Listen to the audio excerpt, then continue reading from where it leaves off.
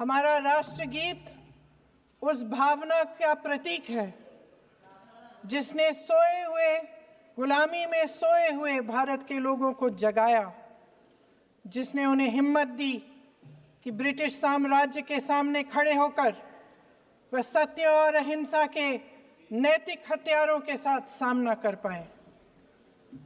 आज ये चर्चा एक भावना के ऊपर है।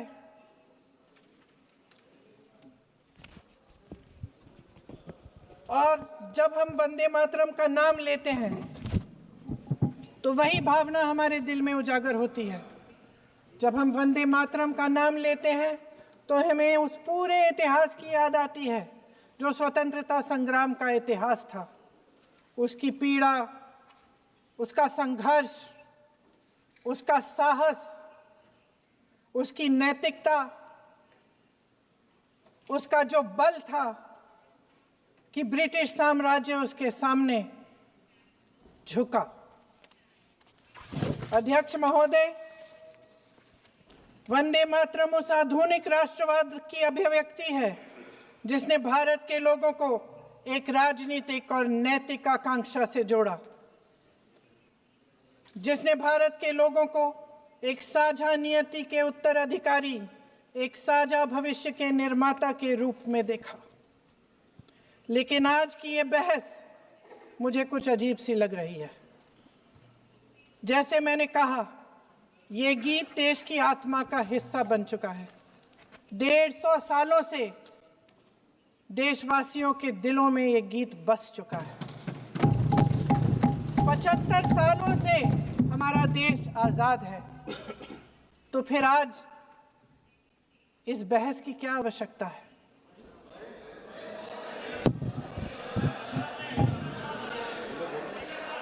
हमारा यहाँ मकसद क्या है? जनता से हमें दिया गया दायित्व, जनता का विश्वास, उनके प्रति हमारी जिम्मेदारी, हम किस तरह से इसका इस्तेमाल कर रहे हैं, हमें ये सोचना चाहिए। क्योंकि अब इस मोड़ पर हम इस सदन में अपने राष्ट्रगीत पर भी बहस करेंगे। आपने बहस मांगी है, आपने बहस मांगी है। आप तो इलेक्टोरल रिफॉर्म्स की बहस नहीं मांग रहे थे कि जब तक हम इस पर बहस नहीं करेंगे तब तक उस पर बहस नहीं होगी। इसकी वजह क्या है? इसकी वजह क्या है? हम आज यहाँ ये बहस क्यों कर रहे हैं? हमारा राष्ट्रगीत है, इस पर क्या बहस हो सकती है? हम ये बहस यहाँ आज 2 वजहों से कर रहे हैं।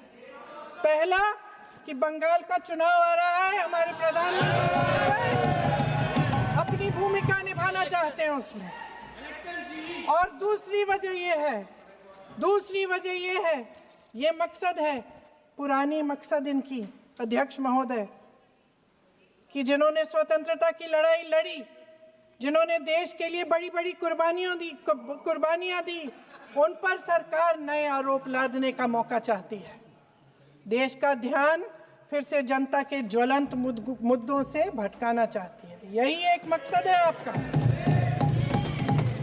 आपका मकसद है कि हम फिर से उसी अतीत में मंडराते रहें, उसी की तरफ हम देखते रहें जो हो चुका है, जो बीत चुका है। क्योंकि ये सरकार वर्तमान और भविष्य की ओर देखना ही नहीं चाहती।